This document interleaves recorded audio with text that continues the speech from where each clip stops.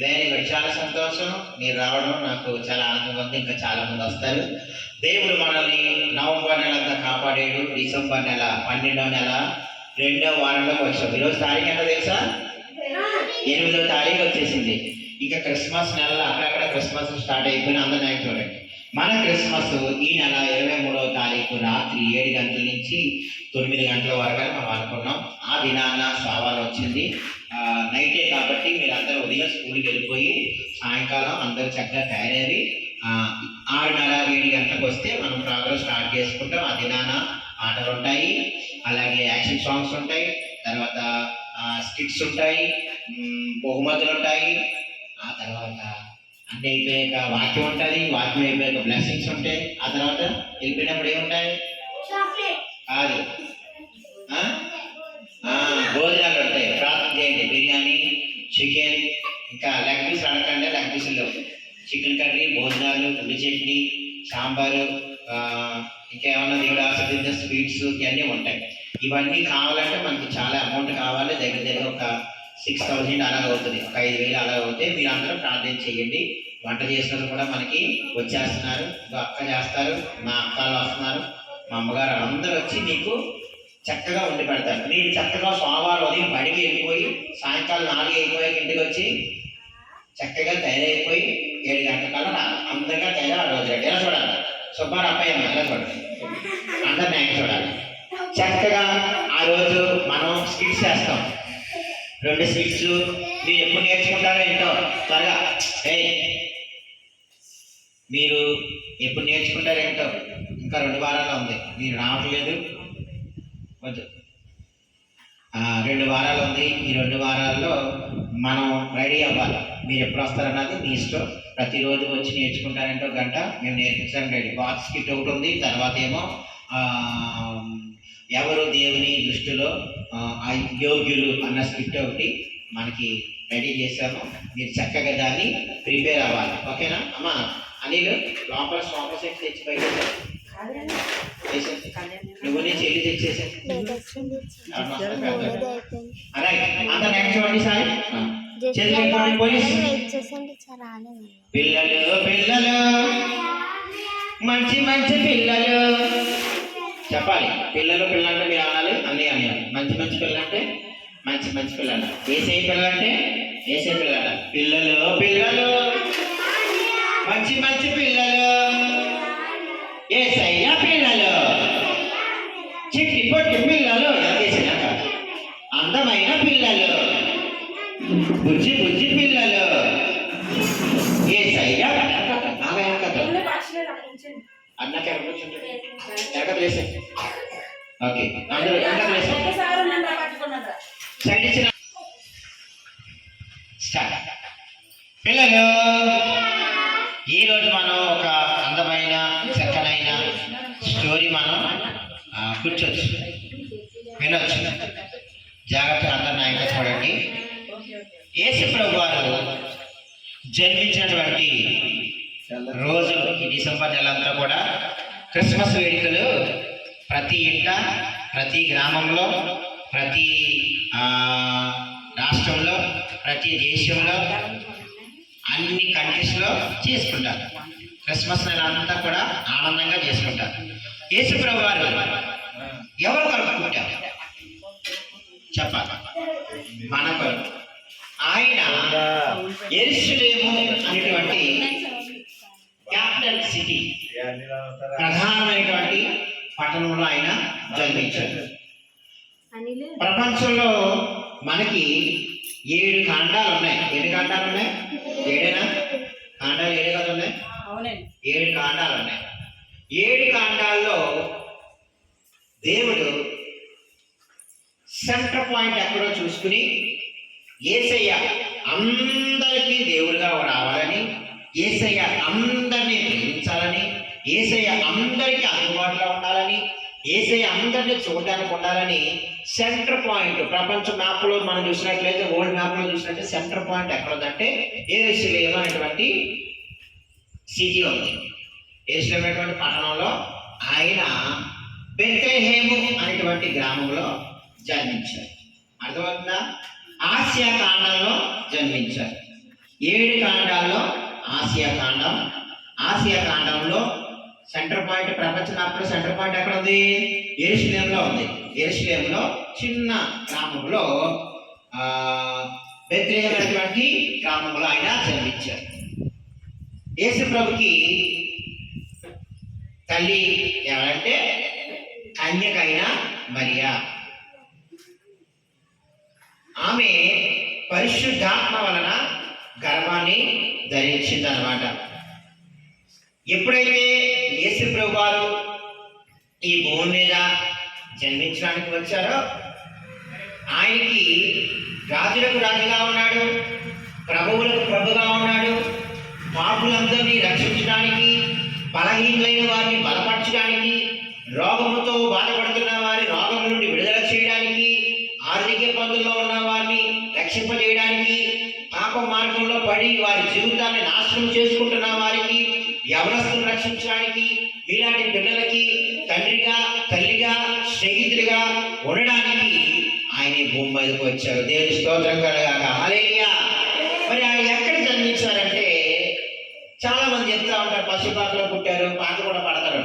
బెత్లెహేములో సందడి, పశుల పాకలో సందడి, శ్రీ యేసు పుట్టాడని, మహారాజుగా వెలిసాడని అని పాట పాడుతుంటాం.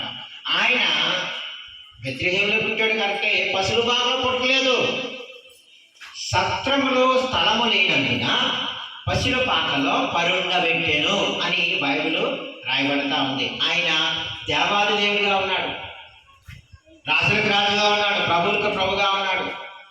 ఆయన జన్మించినప్పుడు ఆకాశంలో పెద్ద నక్షత్రం ఒకటి ప్రకాశించడం మొదలుపెట్టిందంట, అంటే వెలగడం మొదలుపెట్టిందంట. పాత గ్రంథంలో చాలా భక్తులు ప్రవచించారు, ఇదిగో రక్షకుడు మీ కొరకు పుడతాడు, ఆయనే ప్రభు అయిన క్రీస్తు, దానికి ఇదేది కారణాలు, శిశువు పొత్తి గుడ్డలతో చుట్టబడి పశువుల పాకలో పరుండబెట్టబడి ఉండడం అని ఇవన్నీ చూసి, ఆ నక్షత్రాన్ని చూసి, ఇగో ఈ పిల్లలు కూర్చోబెట్టి ఇటు కూర్చోమ్మా, ఎలా వచ్చి నువ్వు మధ్యలో కూర్చోాలి, ఇద్దరు మధ్యలో కూర్చో, ఎలా చేద్దాం అది అది నువ్వు నాన్న చూడు అక్కడ ఇచ్చి. యేసుప్రభు వారు ఎప్పుడైతే పుట్టారో ఆకాశం ఏమేమి నక్షత్రం ఏమవుతుందట, మెరుస్తా ఉంది. రాత్రులు మీరు చూడండి, ఇప్పుడు పగలు కూడా ఉంటాయి, మనకు కనపడవు. పగలు నక్షత్రాలు ఎక్కడ ఉంటాయి? ఇప్పుడు ఆకాశంలోనే ఉంటాయి ఇప్పుడు. కానీ దేవుడు పగలని రాత్రిని మనకు పెట్టాడు. కొన్ని దేశాల్లో పగలు, కొన్ని దేశాల్లో రాత్రి. ఇప్పుడు అమెరికా దేశంలో ఏంటంట రాత్రి, మనకి పగలు. అంటే నక్షత్రాలు ఇప్పుడు ప్రకాశిస్తానే ఉంటాయి. ఇప్పుడు ఆ నక్షత్రాలు అటు వెళ్ళిపోయి ఆ చంద్రుడు అటు అటు ప్రకాశిస్తున్నాడు. అంటే భూమి సగభాగము వెలుతురు ఉంటే సగభాగము చీకటి ఉంటుంది. దేవుడు అలా పెట్టాడు. అందుకే కొన్ని దేశాల్లో చీకటి ఉంటే కొన్ని దేశాల్లో పగలు ఉంటాయి, రాత్రి పగలు అన్నమాట. అయితే రాత్రికాల సమయంలో నక్షత్రం ఏం చేస్తుందంట, తేజోమయంగా వెలుగుతోంది. ఆ నక్షత్రాన్ని చూసి కొంతమంది జ్ఞానులు పుస్తకాలు చదివి, శాస్త్రులు పుస్తకాలు చదివి, గ్రంథాలు రాయబడినటువంటి పుస్తకాల్లో మెస్సీ పుడతాడు, యూదులు రాజుగా పుడతాడని తెలుసుకుని రాజుగారి దగ్గరికి వెళ్ళారట. ఆ రాజుగారి పేరు ఏంటంటే హేరోదు. జాగ్రత్తగా ఉండాలి, మళ్ళా ప్రశ్న అడుగుతారు. ఆ రాజుగారి పేరు ఏంటి? హేరోదు. హేరోదు రాజు చక్కగా పరిపాలన చేస్తా ఉన్నాడు యూదులందరినీ. హేరోదు పరిపాలనలో అందరూ అటు ఇటు తిరుగుతూ ఉన్నారు. చక్కగా వారు ఉంటా ఉంటారు సమయంలో యేసుప్రభు వారు జన్మించడం జరిగిందని చెప్పాను కదా. ఆ జ్ఞానులు రాజుగా పుడతాడనుకుని రాజకోటలోకి వెళ్ళి వెతుకుతా ఉన్నారంట. యూదుడు రాజుగా పుట్టినవాడు ఎక్కడ ఉన్నాడు అని అడుగుతా ఉన్నారంట. రాజుగారి పిచ్చెక్కింది, ఏంట్రా నేను రాజుగా ఉండగా మళ్ళీ ఇంకో రాజు పుట్టాడు పెట్టి అని చెప్పి గ్రంథాలన్నీ తెలిస్తే నిజమేనండి, గ్రంథాల్లో రాయబడింది. అయితే అక్కడ పుట్టారు, ఇక్కడైతే పుట్టలేదు అబ్బాయి. అయితే మీరు పని చేయండి, జ్ఞానంతో అంటాడంట ఈరోజు రాజు కుట్రతో.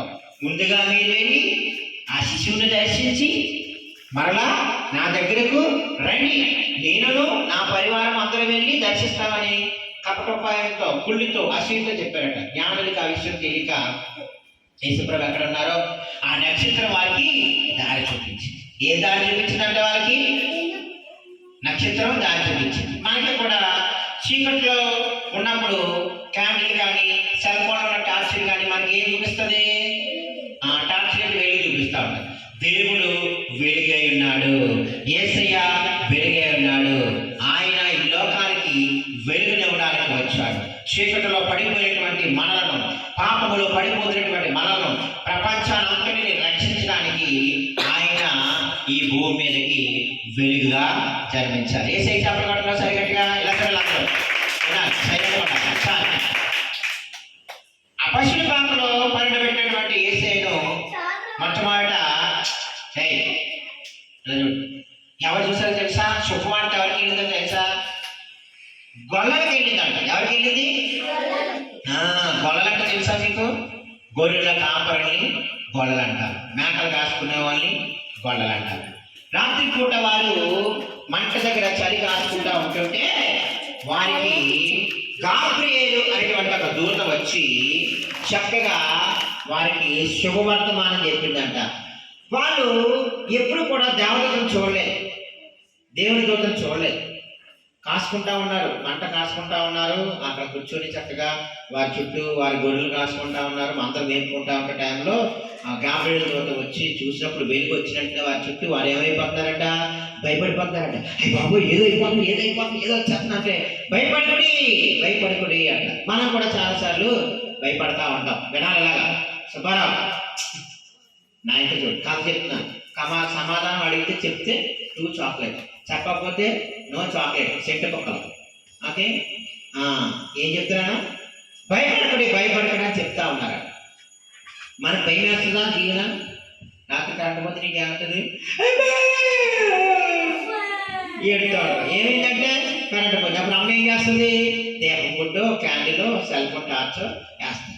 అంటే చీకట్లో కలడం మనకు చాలా భయం. ఆ చీకట్లో ఒకేసారి అంత పెద్ద వెలుగుని చూసేసరికి అక్కడ గొడవలందరికీ ఏమిస్తుందంటే భయం వేస్తుందంట. అందుకే బైబిల్ చెప్తా ఉంది, రోజుకి ఒక్కటి చెప్పిన మనకి సంవత్సరానికి ఎన్ని రోజులు చెప్తారు? 365. 4 సంవత్సరాలకు ఒక రోజు పెరుగుతుంది. లీప్ సంవత్సరం అంటారు. ఫిబ్రవరి 28 రోజులు ఉంటే ఒక 4 సంవత్సరాలకు ఒకసారి 29వ తారీఖు వస్తుంది. అప్పుడు 366 సార్లు వస్తుంది. అలాగా రోజుకి ఒక్కసారి చెప్పిన బైబిల్లో భయపడకుడి అని దేవుని వాక్యము మనకి చెప్తా ఉంది.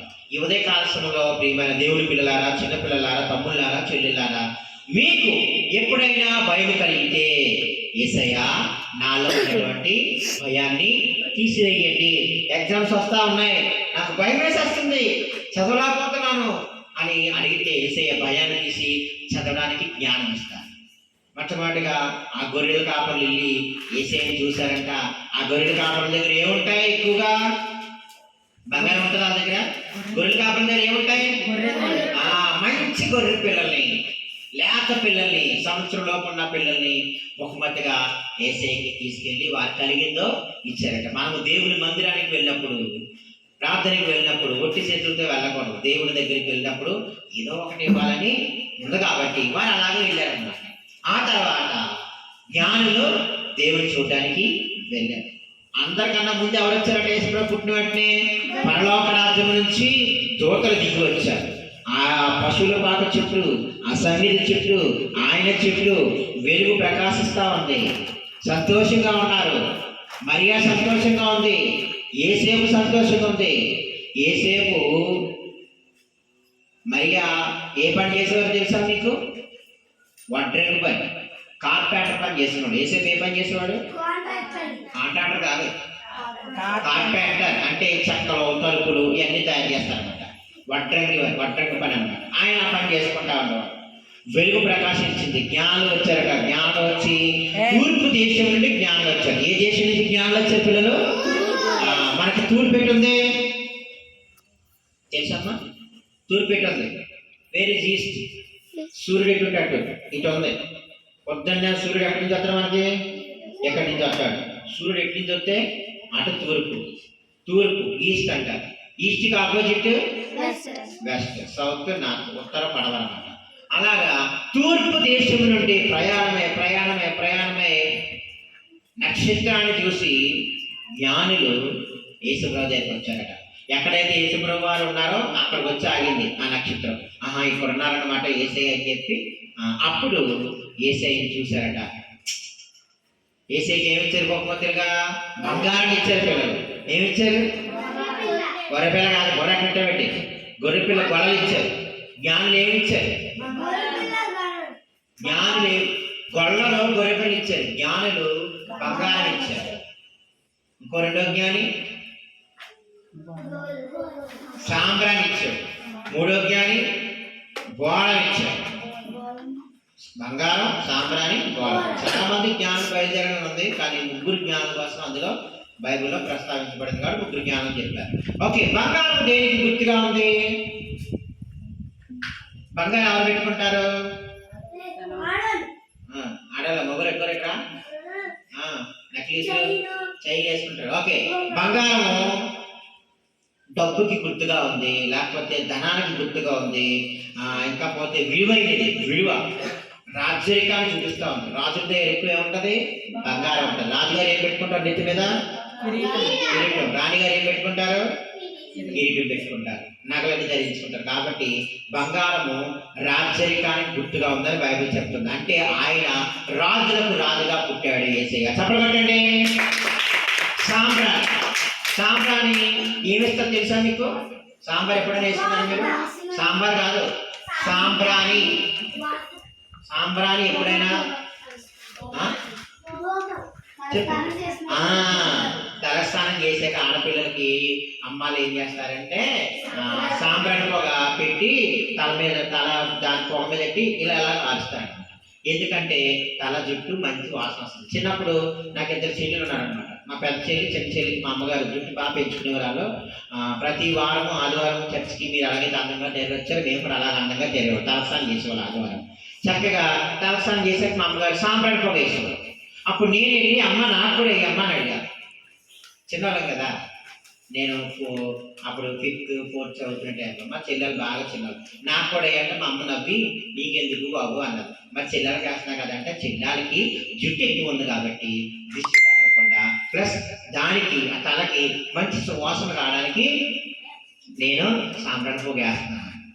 అప్పుడు నాకు జుట్టు ఉంది కదమ్మ, నాకు తల ఉంది కదా, నాకేమంటే మా అమ్మ నవ్వి అలాగా వేసింది అనమాట. మగ పిల్లలు వేసుకోరు, ఆడపిల్లలు వేసి నాకు ఒకసారి వేసారు. తర్వాత చూసుకుంటే జుట్టు ఎవరంటే మంచి వాసన వచ్చింది. సాంబ్రాణి ఏమిస్తుందట? సువాసన. వాసన వేరు, సువాసన వేరు. సువాసన వేరు, వాసన వేరు, కంపు వేరు. కంపు అంటే ఎలా ఉంటుంది? చాలా బాగుంటుంది. ఎలా ఉంటుంది కంపు అంటే? ఏంటి? బాత్రూమ్ దగ్గరికి వెళ్ళి అబ్బాయి ఎంత బాగుంది అని చూస్తావా? తెచ్చి కంపు. అదే బిర్యానీ దగ్గరికి వెళ్ళి వాసన చూస్తావా? లెగ్ పీసులు వాసన చూస్తావా? అవి ఎలా వస్తాయి? కంపు వస్తాయా? మంచి వాసన వస్తాయి. కుళ్ళిపోతే కంపు వస్తాయి, మంచి సువాసన ఇస్తాయి. యేసు ప్రభు వారు ఈ భూమి మీదకి ఎందుకు వచ్చారంటే, ఈ భూమి మీద సాధారణమైనటువంటి మానవ ఎందుకు పుట్టారంటే అందరికీ అందుబాటులో ఉండడానికి పుట్టారు. ఆయన రాజుగా పుట్టాడు అనుకో, రాజుగారిని మనం చూడగలమా? రాజుగారిని చూడాలంటే పర్మిషన్ ఉండాలి. ఇప్పుడు మనకి సీఎం గారు ఎవరు? చంద్రబాబు నాయుడు గారు ఇప్పుడు సీఎంగా ఉన్నారు కదా. ఆయన మనం చూడాలంటే హైదరాబాద్ వెళ్ళిపోయి చంద్రబాబు నాయుడు గారు చూసేస్తారంటే కుదురుతుందా? పవన్ కళ్యాణ్ గారు చూస్తా అంటే కుదురుతుందా? ఆయన పవన్ కళ్యాణ్ గారు ఏంటి జాబ్ అయింది? ఒక ముఖ్యమంత్రి గారు. ఆయన పెట్టాపులు వస్తున్నారు, అప్పుడప్పుడు టీవీలో కనబడతా ఉంటారు మనకి. ఎందుకంటే డైరెక్ట్ ఆయన చూడడానికి కుదురుతుందా? జనాలు రెడీగా ఉంటారు చెప్పేట. అలాగే రాజుగారిని చూడాలంటే అవదు, కానీ సాధారణమైన మానవుని చూడడానికి అందరికీ అవుతుంది. అందుకే యేసుప్రభు అందరికి అందుబాటులో ఉండాలని సామాన్య మానవుడిగా ఆయన జన్మించారు. చెప్పబడి యేసయ్య మంచి సువాసన ఇవ్వడానికి కుళ్ళిపోయినటువంటి మన జీవితాల్ని, పాడైపోయినటువంటి మన జీవితాల్ని, నాశనం చేసుకుంటున్నటువంటి మన జీవితాల్ని. యవనస్తులు ఈ రోజుల్లో డ్రగ్స్ తీసేసుకుంటున్నారు. మా చిన్నప్పుడు డ్రగ్స్ అంటే ఏంటో తెలియదు, ఇప్పుడు చిన్నపిల్లలు డ్రగ్స్ అంటే ఏంటో తెలిస్తే. నిన్న స్కూల్లో పేరెంట్స్ డే పెట్టారు, పేరెంట్స్ డే మీటింగ్ పెట్టారు. అక్కడ ఆల్ పోస్టులు అంటించారు పోస్టర్స్, డ్రగ్స్కి దూరంగా ఉండండి. నేను అలా చూస్తూ ఉండిపోయాను, ఇలా ఉంటాయా అనుకున్నాను. నేను బొమ్మలు వేశారు, మంచి మంచి బొమ్మలు అనమాట. ఎందుకంటే డ్రగ్స్కి బానిస అయిపోకూడదు. కొంతమంది సిగరెట్స్ తాగుతూ ఉన్నారు, కొంతమంది గడ్డి నవ్వుతూ ఉన్నారు. అవి నవ్విలి అలా తాగడం వల్ల ఏమవుతుంది? ఆరోగ్యం పాడైపోతూ ఉంటుంది, నాశనం అయిపోతూ ఉంటారు. అలాంటి నాశనం అయిపోతున్నటువంటి యువత కొరకు, పాడైపోతున్నటువంటి యువత జీవితాలను రక్షించడానికి, జీవితాలు పాడు చేసుకుంటూ కుటుంబాలు పాడు చేసుకున్నటువంటి పెద్దవారి కొరకు యేసు ప్రభువు ఈ భూమి మీదక రక్షకుడిగా పుట్టి ఉన్నాడు. చెప్పలు కొట్టండి యేసయ్యగా. ఆ రక్షణ మనందరికీ దేవుడు ఉచితంగా ఇవ్వడానికి ఆయన వచ్చాడు. ఇప్పుడు ఏదన్నా కొనుక్కోవాలి, ఇప్పుడు బైబిల్ ఉంది, నా చేతిలో బైబిల్ ఉంది, బైబిల్ ఏదో కొనుక్కోవాలంటే ఇప్పుడు 300 అయిపోయింది. అంటే అక్కడక్కడ ఉచితంగా ఇస్తున్నారనుకోండి. ఫర్ ఎగ్జాంపుల్ నాకు ఆకలి వస్తుంది, బిర్యానీ వెళ్ళి కొనుక్కోవాలి. బిర్యానీ వెళ్ళి ఇప్పుడు ఎత్తి బిర్యానీ షాప్ ఉంది, నాకు అంత తెలుసు కూడా చెప్తున్నాను. అక్కడికి వెళ్ళి బిర్యానీ ఇవ్వండి అంటే ఏమంటాడు అతను? డబ్బులు అబ్బాయి, టోకెన్ ఏదో అబ్బాయి అంటాడు. అబ్బాయి ఏం లేదంటే ఏం బెటరా వెళ్ళిపో అంటారు. ఫంక్షన్లోకి వెళ్తే భోజనం పెడతారు, కొట్టి దగ్గరికి వెళ్తే డబ్బులు ఇచ్చి కొనుక్కోవాలి. కానీ యేసు ప్రభు వారు పాడైపోతున్నటువంటి జీవితాలకు, నాశనం అయిపోతున్నటువంటి జీవితాలు, చీకటిలో మగ్గిపోతున్నటువంటి జీవితాలకు వెలుగునివ్వడానికి, రక్షణ ఇవ్వడానికి, బాగు చేయడానికి ఆయన మనకి రక్షకుడిగా ఈ భూమి మీదకి వచ్చాడు. నా పాపముల కొరకు ఆయన సిలువలో చనిపోయి ఆ రక్షణని మనకి ఉచితంగా ఇచ్చాడు. హల్లెలూయా. యేసుప్రభు వారు సువాసనగా మన జీవితంలో ఉండడానికి గుర్తుగా, సాదృశ్యంగా జ్ఞానులు ఏమిచ్చారంటే బంగారాన్ని ఇచ్చాడు. మొదటిగా రాజరికానికి గుర్తుగా ఉంది, రెండవది సాంబ్రాన్ని ఇచ్చారు, సువాసనకి గుర్తుగా ఉంది. ఇక మూడవది బాణం. బాణం అంటే చేదు. మీరు ఎప్పుడైనా చేదు రుచి చూసారా? చేదు తిన్నారా? ఎక్కడ దొరుకుతుంది చేదు? వెరీ గుడ్, బాగా చెప్తాం. వేగంగా చెప్పడం అంటే వేప చేదుగా ఉంటుంది. ఇంకా అక్కడికి సూపర్, కాకరకాయ చేదుగా ఉంటుంది, చేదు చెప్పింది. ఇంకా ఇంకా కొన్ని ఉంటాయి. అంటే మన జీవితంలో కూడా చేదు అనుభవాలు ఉంటాయి. చేదు అనుభవాలని దేవుడు తీసివేసి రుచికరంగా ఉండడానికి, మనలో ఉన్నటువంటి చేదు జీవితాన్ని, పాడైపోతున్నటువంటి మన జీవితాన్ని, నాశనం అయిపోతున్నటువంటి మన జీవితాన్ని, చెడిపోతున్నటువంటి మన జీవితాన్ని వెలుగునివ్వడానికి ఆయన చేదుని తీసుకుని రుచిని మనకి ఇవ్వడానికి గుర్తుగా ఆ చిరకను, ఆ యొక్క బోలాన్ని ఇచ్చారని పెద్దలు చెప్తా ఉంటారు. ఇవన్నీ యేసుప్రభు వారు పుట్టిన గురించి మనకి తెలుస్తూ ఉంది. యేసుప్రభు వారు పుట్టారు, ఆయన పెద్దవారయ్యారు, పెద్దవారైనంత వరకు తల్లిదండ్రులకు సహాయం చేశారు. పెద్దవారైన తర్వాత 30 సంవత్సరాల వయసు వచ్చిన తర్వాత ఆయన తండ్రి పని చేయడానికి బయటికి వచ్చాడు. అంటే నీ కొరకు, నా కొరకు రక్షణ ఇవ్వడానికి, రోగులు ఉన్న వారికి స్వస్థత ఇవ్వడానికి, ఆపదలు ఉన్న వారిని రక్షించడానికి, చనిపోయిన వారిని బ్రతికి ఇవ్వడానికి, ఇలాగా కళ్ళు లేని వారి కళ్ళు, కాళ్ళు లేని వారి కళ్ళు ఇవ్వడానికి అనేకమైన అద్భుతాలు ఆయన 3.5 సంవత్సరాలు చేశారు. 12 మంది శిష్యుల్ని ఎన్నుకున్నారు. ఆ 12 మంది శిష్యుల్ని ప్రపంచం అంతా వెళ్ళి ఇప్పుడు సువార్తని ప్రకటించి వాళ్ళు చనిపోయారు. ఆ సువార్తను ఇప్పుడు మనము ఉచితంగా పొందుకుంటా ఉన్నాం. యేసుప్రభు వారు శివులో చనిపోయి ఆయన 3వ దినాన తిరిగి లేచి మరలా భూమి మీదకి రాబోతా ఉన్నారు. ఆయన కొరకు ఎవరైతే ఎదురు చూస్తా ఉంటారో వాళ్ళని తిరిగి పరలోక రాజ్యానికి తీసుకెళ్తారు. అలా చేసిన వాళ్ళని, ఇలా కొట్టుకుంటున్న వాళ్ళని నరకాల్లో పడేస్తారు. పోయిన వారు అన్నట్టు చెప్పింది, అలా చేయకుండా బుద్ధిగా కూర్చోవాలి. వేసే మన అందరినీ ప్రేమిస్తాడు, మంచి ఏదో చెడు ఏదో మనకి తెలుసు అని చెప్పాడు. కాబట్టి మనందరి కొరకు రక్షకుడైన యేసే పుట్టారు. కాబట్టి ఆయన పుట్టి 2024 సంవత్సరాలు అయిపోయింది. ఇంకా క్రిస్మస్ మనం చేసుకుంటా ఉన్నాం. కొంతమంది హృదయాలు యేసే ఇంకా పుట్టలేదు, పుట్టాలని, యేసుని తెలుసుకోవాలని మనం ప్రార్థన చేద్దాం. దేవుడి మాటలు దీవించి ఆశీర్వదించును గాక. ఆమేన్. మాస్టర్ గారు అరుణక్క, శాఖని గారు మా అన్ని వదిలి వచ్చారు కాబట్టి వారికి సమయాన్ని ఇద్దాము. చెప్పబట్టి వాళ్ళని ఆహ్వానిస్తాం. Thank you.